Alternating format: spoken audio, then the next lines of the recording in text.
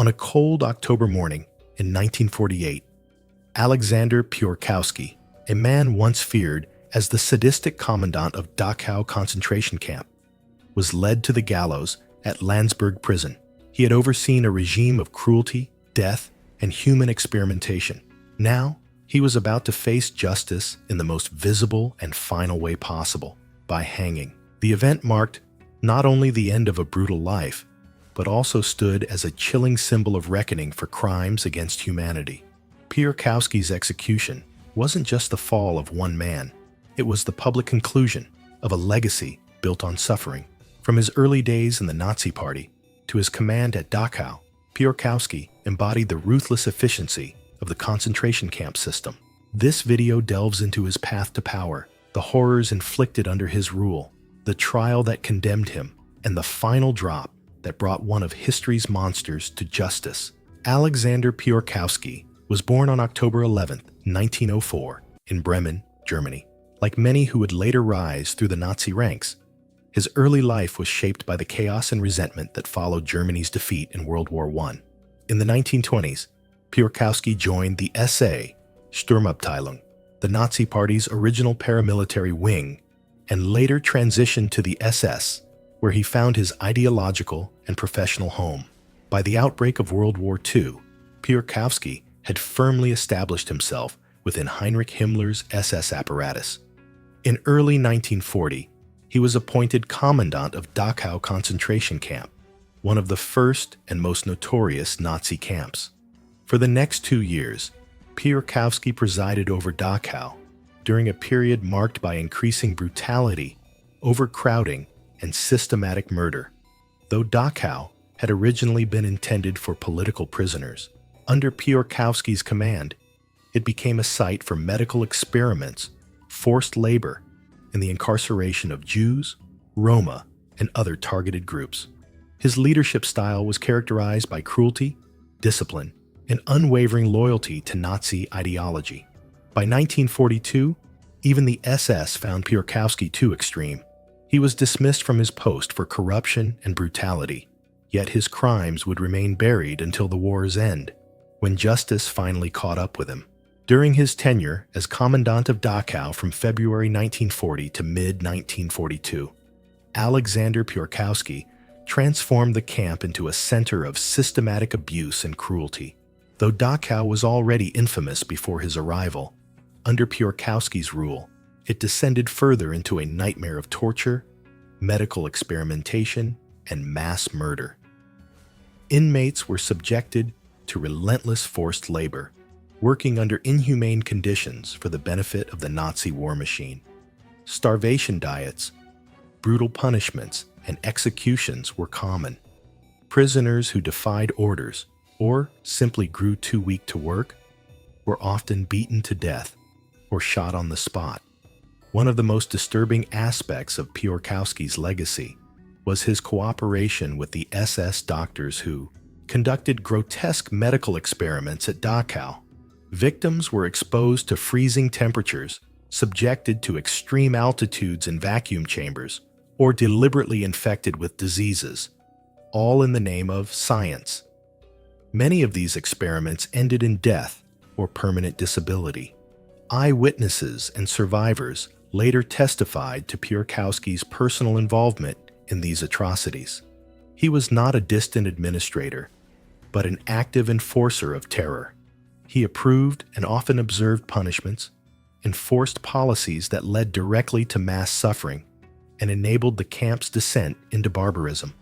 Additionally, Piorkowski was implicated in the execution of Soviet prisoners of war, part of the Nazi policy to eliminate so-called subhuman enemies. He also played a role in managing transports to extermination camps, sealing the fate of thousands.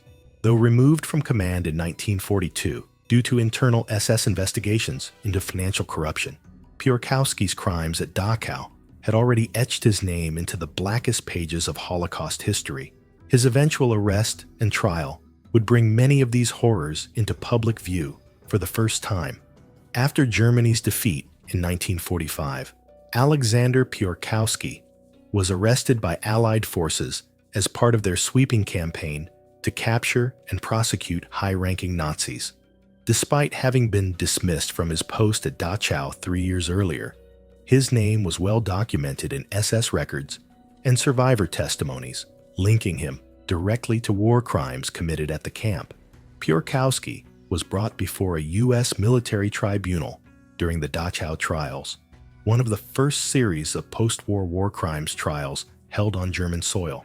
In January 1947, he stood trial alongside several other SS officials and camp personnel. The evidence against him was overwhelming. Survivors testified to his role in overseeing brutal punishments, lethal experiments, and mass executions.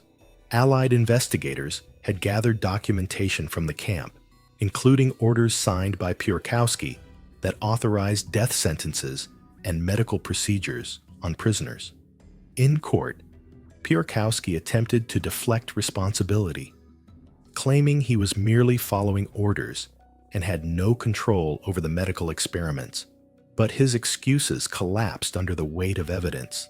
Witnesses described his presence during hangings, shootings, and torture sessions. Photographic and written proof confirmed his authority and active involvement. On January 13, 1947, the tribunal found Piorkowski guilty of war crimes and crimes against humanity. He was sentenced to death by hanging. The verdict marked a significant moment, not only for the survivors of Dachau, but for the broader international community. It underscored that commandants like Piorkowski would be held personally accountable, regardless of their rank or excuses. The sentence was a clear message. Those who orchestrated and carried out atrocities under the Nazi regime would face the consequences of their actions. Still, the story didn't end with a verdict. What came next was a hanging that would sear his name into history. On October 22, 1948, Alexander Piorkowski was executed at Landsberg Prison, the same facility where Adolf Hitler had once been jailed and had written Mein Kampf. It was a grim irony and a deliberate setting for the execution of Nazi war criminals. Piorkowski's death was one of many carried out after the Dachau trials, but his was especially symbolic due to the notoriety of his crimes at Dachau concentration camp. Although often described as a public hanging, the execution was not conducted in a town square or before a mass audience. Instead, it took place within the secure walls of the prison, observed by U.S. military officials, select journalists, and prison staff. Yet its symbolic publicity was immense. News of the hanging was widely reported, and the imagery of a man who once ruled over thousands of prisoners, now being led to his own death, carried enormous moral and political weight. According to reports, Piorkowski was composed in his final moments. He offered no last confession, only a curt acknowledgement of the sentence.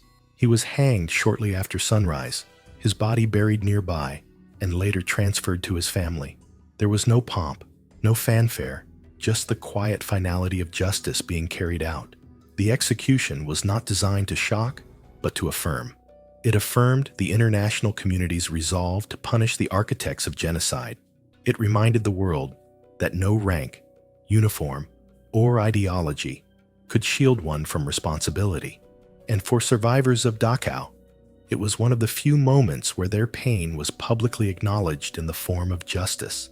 The visual of a commandant being hanged by those he once dismissed as subhuman was deeply symbolic.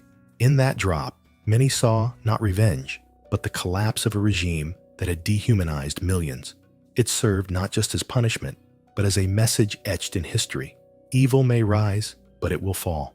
Alexander Piorkowski's execution may have marked the end of his life, but his legacy continues to provoke questions about justice, memory, and the limits of accountability.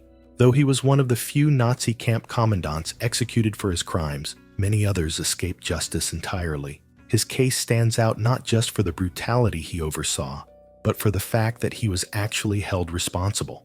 In Holocaust history, Piorkowski is often overshadowed by more infamous figures like Himmler or Mengele, yet the atrocities committed under his command were no less horrific. The name Dachau remains synonymous with suffering, and Piorkowski was one of the men who made it that way. His trial and execution are reminders of what justice can look like when documentation, testimony, and international will align. They show the importance of public reckoning, even years after crimes have been committed, but they also raise an unsettling question. How many others, equally guilty, simply vanished into civilian life after the war? As memory of the Holocaust grows more distant, cases like Piorkowski's serve as warnings. Evil does not need a famous name. It only needs opportunity, power, and silence. Remembering his crimes helps ensure that silence never becomes complicity again. The hanging of Alexander Piorkowski was more than a punishment. It was a statement. A man who once wielded absolute power over life and death at Dachau was stripped of his rank, dignity, and breath by the very system he had scorned. His trial and execution remain a rare example of justice delivered in the aftermath of mass atrocity. Yet justice, even when served, cannot undo the suffering endured, nor can it speak for the millions who never saw their tormentors punished. If one commandant was held accountable, how many more were not? And what does that say about our pursuit of justice today?